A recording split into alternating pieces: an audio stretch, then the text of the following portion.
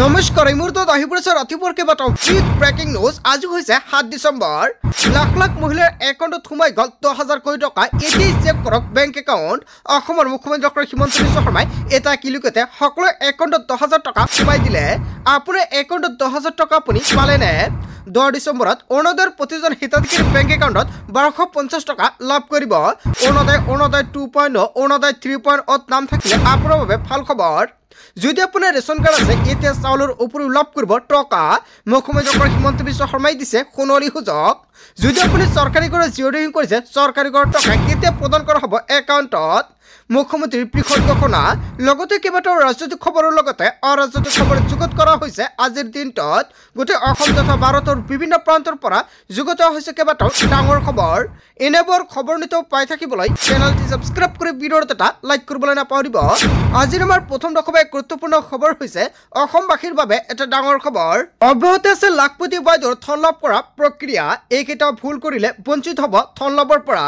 প্ৰতিখন জিলাৰে নিৰ্বাচিত মহিলাৰ তালিকা প্ৰস্তুত কৰিছে মুখ্যমন্ত্ৰী ডক্টৰ হিমন্ত বিশ্ব শৰ্মাই। আৰু জিলাই যে সভাৰ জৰিয়তে 10,000 কোটি টকাৰ চেক বিতৰণ কৰি আছে। আপোনাৰ সমষ্টিত এতিয়ালৈকে 10,000 টকাৰ চেক পোৱা নাই নেকি? প্ৰতিগৰাকী বাছনিভুক্ত হোৱা মহিলাই লাভ কৰিব 10,000 কোটি টকা। 3টা কিস্তিত লাখপতি বাইদেউৰ ধন প্ৰদান কৰিব মুখ্যমন্ত্ৰী ডক্টৰ হিমন্ত বিশ্ব শৰ্মাই। প্ৰথম কিস্তিত 10,000 টকা পালে নে নাই কমেণ্ট কৰি জনাই দিব। আপোনাৰ কোনটো সমষ্টি সেয়াও আপুনি জনাই দিব। তেতিয়াহে পৰৱৰ্তী কিস্তিত লাভ কৰিব 25,000 কোটি টকা। যদি আপুনি প্ৰথম কিস্তিত 10,000 টকা লাভ কৰিছে তেনে ক্ষেত্ৰত আপুনি দ্বিতীয় কিস্তি 25,000 কোটি টকা লাভ কৰিব 2026ত। আৰু শেষৰ কিস্তিত ধন হ'ব 50,000। গছপুলি ৰোৱাৰ পিছতো বহু মহিলাই নাপাব লাখপতি বাইদেউৰ ধনৰাশি। 3টা সন্তান বা তাতকৈ অধিক সন্তান থকা মহিলাই নাপাব লাখপতি বাইদেউ আঁচনিৰ সুবিধা। লাখপতি বাইদেউৰ ধন বিতৰণক লৈ অসমৰ মুখ্যমন্ত্ৰী ডক্টৰ হিমন্ত বিশ্ব শৰ্মাই কৰিছে বৃহৎ ঘোষণা। আপুনি লাখপতি বাইদেউৰ মহিলা নেকি? আপোনাৰ সমষ্টিত 10,000 টকা পাইছে নে নাই কমেণ্ট কৰি জনাই দিব। যদি আপোনাৰ সমষ্টিত এতিয়ালৈকে 10,000 টকা পোৱা নাই তেনে ক্ষেত্ৰত আপোনাৰ সমষ্টিৰ নামটো কমেণ্ট কৰি জনাই দিয়ক। কিন্তু হাইলাকান্দিত মুখ্যমন্ত্ৰী ডক্টৰ হিমন্ত বিশ্ব শৰ্মাই যোৱাকালি 10,000 টকাৰ চেক বিতৰণ কৰি আছে। আপোনাৰ সমষ্টিৰ নাম কমেণ্ট কৰি জনাই দিয়ক, নেক্সট ভিডিঅ'ত জনাই দিম। তাৰপিছত অসমবাসী ৰাজুক জনাই সভাৰ পৰৱৰ্তী খবৰ গুৰুত্বপূৰ্ণ খবৰ লগতে ডাঙৰ খবৰ। দেশৰ লাখ লাখ কৃষকৰ বাবে ভাল খবৰ। কৃষকৰ একাউণ্টত শীঘ্ৰ সোমাব ধনৰাশি। চৰকাৰে ধন বিতৰণৰ বাবে সাজু কৰিছে তালিকা। এই মাহতে কৰি লওক এইকেইটা গুৰুত্বপূৰ্ণ কাম। যদি আপুনি PM কিষাণৰ টকাৰ পৰা বঞ্চিত হৈছে তেনে ক্ষেত্ৰত এই মাহৰ ভিতৰতে কৰিব লাগিব। আপুনি যদি ডিচেম্বৰ মাহৰ ভিতৰতে নকৰে তেনে ক্ষেত্ৰত পৰৱৰ্তী কিস্তিৰ টকা নাপাব। অন্যথা বঞ্চিত হ'ব ধন লাভৰ পৰা। যোগ্য হিতাধিকাৰীৰ পৰিৱৰ্তে অযোগ্য হিতাধিকাৰীয়ে ঘূৰাই দিব লাগিব ধনৰাশি। যদি আপুনি যোগ্য নহয় তেনে ক্ষেত্ৰত যিকেইটা কিস্তি আপুনি লাভ কৰিছে সকলোকেইটা কিস্তি ঘূৰাই দিব লাগিব চৰকাৰক।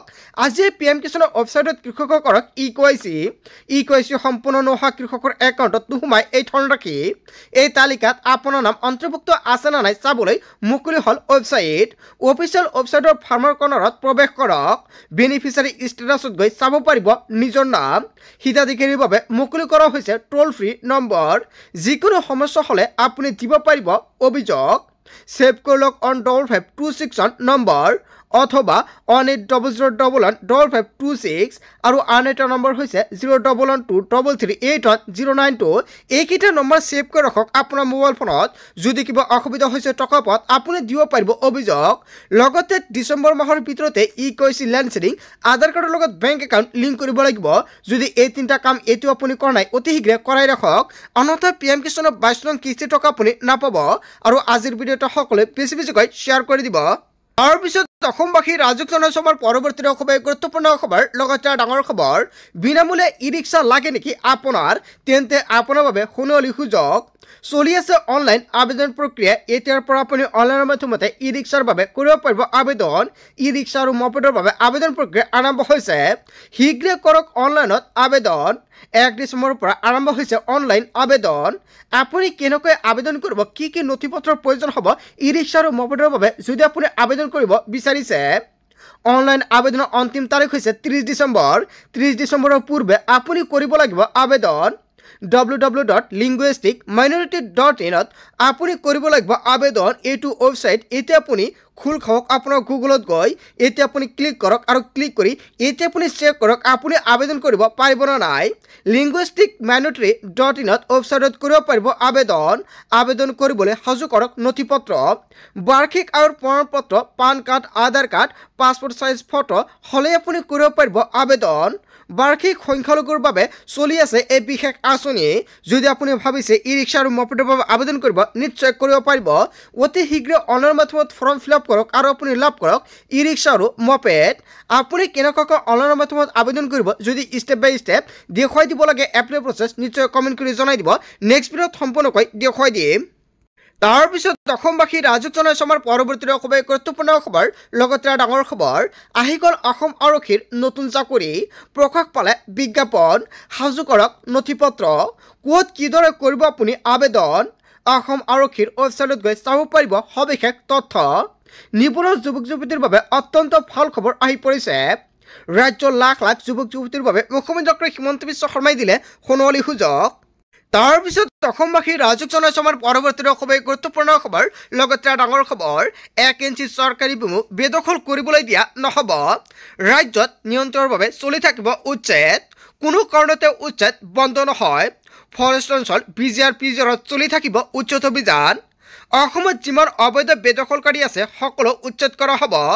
1 ইঞ্চি চৰকাৰী ভূমি বেদখল কৰিবলৈ দিয়া নহ'ব। বৰপানীত পুনৰ চলিব উচ্ছেদ অভিযান। কেৱল এয়াই নহয় উজনি নামনি মধ্য অসমত সকলোতে চলিব উচ্ছেদ। অসমৰ মুখ্যমন্ত্ৰী ডক্টৰ হিমন্ত বিশ্ব শৰ্মাই সংকৰ প্ৰদান কৰিছে উচ্ছেদৰ বাবে পুনৰ জাননী প্ৰদান কৰিছে। লুটুমাৰীত উচ্ছেদৰ পিছতে মুখ্যমন্ত্ৰী ডক্টৰ হিমন্ত বিশ্ব শৰ্মাৰ বৃহৎ ঘোষণা। তাৰপিছত অসমবাসী ৰাজুক জনাইছো আমাৰ পৰৱৰ্তী খুবেই গুৰুত্বপূৰ্ণ খবৰ লগতে ডাঙৰ খবৰ 2026 পুনৰ অসমৰ মুখ্যমন্ত্ৰী হ'ব ডক্টৰ হিমন্ত বিশ্ব শৰ্মাই নিশ্চিত ৰূপত NDAৰ চৰকাৰ হ'ব অসমত। জনতাৰ মন্তব্যটো কি কমেণ্ট কৰি জনাই দিব 2026 আপুনি কাক বিচাৰে। হিমন্ত বিশ্ব শৰ্মাই পুনৰ মুখ্যমন্ত্ৰী হিচাপে অধিষ্ঠিত হ'ব। মুখ্যমন্ত্ৰীয়ে নিৰলভাৱে ৰাজ্যৰ উন্নয়ন আৰু বিকাশৰ বাবে কাম কৰিছে। আজি 40 লাখ মহিলাই লাখপতি বাইদেউ হিচাপে স্বীকৃতি পাইছে আৰু এইখন চৰকাৰৰ দিনত দুখীয়া দৰিদ্ৰ মহিলা আৰু কৃষক যুৱতী কেৱল এয়াই নহয় যুৱক যুৱতী ছাত্ৰ ছাত্ৰী শিক্ষাৰ্থী সকলোকে বিশেষে সামৰি লৈছে। মহিলাসকলে অৰুণোদয় আঁচনি লাভ কৰিছে। মহিলাসকলে লাখপতি বাইদেউ আঁচনিৰ জৰিয়তে ধন লাভ কৰিছে। মুখ্যমন্ত্ৰী উদ্যমিতা আঁচনিৰ জৰিয়তে প্ৰতিগৰাকী মহিলাই 10,000 কোটি টকা লাভ কৰিছে। সৰ্বস্তৰৰ লোকক বিকাশ আৰু উন্নয়ন চুই গৈছে। আগন্তুক 7 দিনৰ ভিতৰত যদি নিৰ্বাচন অনুষ্ঠিত হয় নিশ্চিতভাৱে NDAৰ একক সংখ্যাগৰিষ্ঠতা লাভ কৰিব। আগন্তুক নিৰ্বাচনত 90খনতকৈও অধিক আসন লাভ কৰিব মিত্ৰজোঁটে এই মন্তব্য কৰিছে মন্ত্ৰী ৰঞ্জিত কুমাৰ দাসে। হয় মন্ত্ৰী ৰঞ্জিত কুমাৰ দাসে যিকেইটা মন্তব্য কৰিছে জনতাই কি ক'ব যদি জনতাৰ কিবা মন্তব্য কৰিব লগা থাকে আপোনালোকৰ মন্তব্য নিশ্চয় কমেণ্ট কৰি জনাই দিব। তাৰপিছত অসমবাসী ৰাজুক জনাইছো আমাৰ পৰৱৰ্তী খুবেই গুৰুত্বপূৰ্ণ খবৰ লগতে ডাঙৰ খবৰ ই ৰিক্সা ডাম্পাৰৰ চলাচলক লৈ আহি গ'ল কঠোৰ নিয়ম। নৱবৰ্ষৰ প্ৰাকখনত যান বাহনৰ চলাচলৰ ক্ষেত্ৰত নতুন নিৰ্দেশনা জাৰি কৰা হৈছে। সন্ধিয়া 5 বজাৰ পৰা পুৱা 6 বজালৈকে বন্ধ ই ৰিক্সাৰ চলাচল। ৰাজ্যিক আৰু গ্ৰাম পথত নিৰ্ধাৰিত সময়ত বন্ধ ই ৰিক্সাৰ চলাচল। সন্ধিয়া 5 বজাৰ পৰা পুৱা 8 বজালৈকে ডাম্পাৰৰ চলাচল বন্ধ বা নিৰ্দেশনা জাৰি কৰা হৈছে। ৰাষ্ট্ৰীয় আৰু ৰাজ্যিক ঘাইপথত নিৰ্ধাৰণৰ সময় বন্ধ ডাম্পাৰৰ চলাচল। গধুৰ বাহন ঘণ্টাত 40 কিলোমিটাৰ আৰু লঘু বাহনৰ গতি ঘণ্টাত 60 কিলোমিটাৰ সীমাবদ্ধ। পৌৰসভা আৰু গ্ৰামাঞ্চলত সকলো বাহনৰ সীমা ঘণ্টাত 40 কিলোমিটাৰ সীমাবদ্ধ। ৰাষ্ট্ৰীয় কেৱল এয়াই নহয় ৰাষ্ট্ৰীয় ৰাজ্যিক ঘাইপথত DJ সাউণ্ড ছিষ্টেম ব্যৱহাৰত নিষেধাজ্ঞা জাৰি কৰা হৈছে। বাইকেৰে যিকোনো ধৰণৰ ষ্টাণ্ট কৰিলে লোৱা হ'ব ব্যৱস্থা। তৎক্ষণাত অনুজ্ঞাপত্ৰ বাতিলৰ বাবে লোৱা হ'ব ব্যৱস্থা। কেৱল এয়াই নহয় জৰিমনা বিহিব। মদ্যপান কৰি বাহন চলাওঁতে সাৱধান হওক আপুনি। ভুল দিশেৰে চলোৱা আৰু অতি বেগেৰে বাহন চলালে ভৰিব লাগিব জৰিমনা এতিয়াৰ পৰা। ৰেং বেং লামডিং ডবকা আৰু পাৰখোৱা সংযোগে ঘাইপথত বাহন ৰখাব নোৱাৰিব। তাৰপিছত অসমবাসী ৰাজুক জনাইছো আমাৰ পৰৱৰ্তী খুবেই গুৰুত্বপূৰ্ণ খবৰ লগতে ডাঙৰ খবৰ হুলপলৰ দোকানীয়ে খেলি মেলি কৰিছে নেকি আপোনাৰ লগত। দাইল চেনি কেৱল এয়াই নহয়, নিমকৰ লগতে যদি কিবা অসুবিধাৰ সন্মুখীন কৰিছে তেনে ক্ষেত্ৰত আপুনি দিব পাৰিব অভিযোগ। দাইল, চেনি, নিমখ আৰু লাভ কৰাৰ বাবে যদি কিবা অসুবিধা হৈছে আপোনাৰ বাবে ডাঙৰ খবৰ।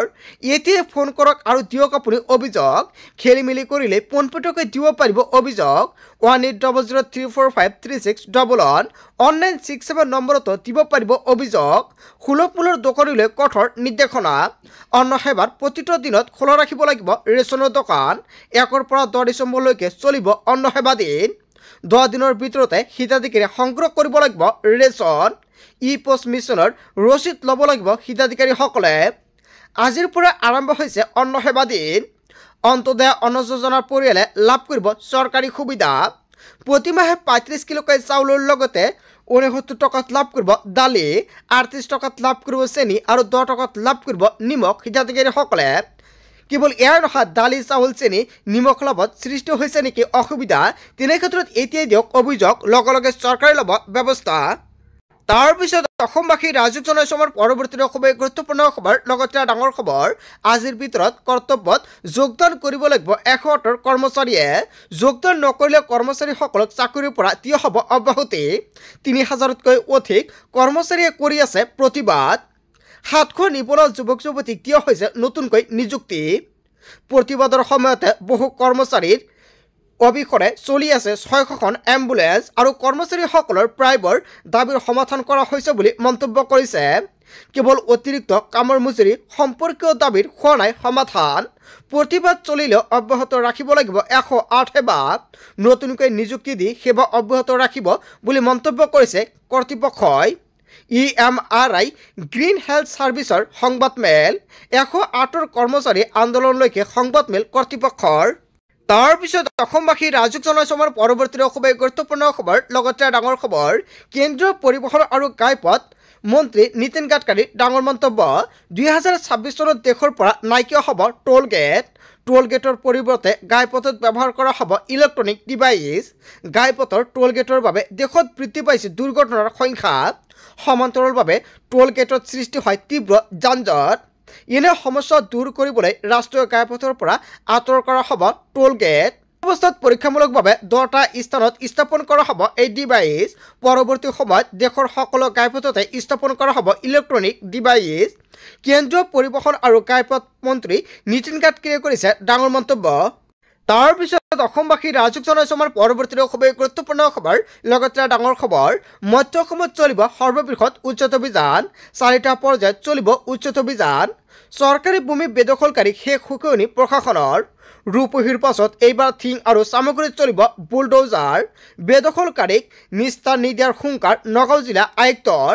মধ্য অসমত চলিব সৰ্ববৃহৎ উচ্ছেদ অভিযান। 4টা পৰ্যায়ত চলিব উচ্ছেদ অভিযান। এটা বিগ ব্ৰেকিং নিউজ আহি পৰিছে। বন্ধু বান্ধৱীসকল, গোটেই অসম তথা ভাৰতৰ বিভিন্ন প্ৰান্তৰ পৰা যুগুত হৈছে কেইবাটাও ডাঙৰ খবৰ। এনেবোৰ খবৰ নিতৌ পাই থাকিবলৈ চেনেলটি ছাবস্ক্ৰাইব কৰি ভিডিঅ'ত এটা লাইক কৰিবলৈ নাপাহৰিব। So thank you for watching full video.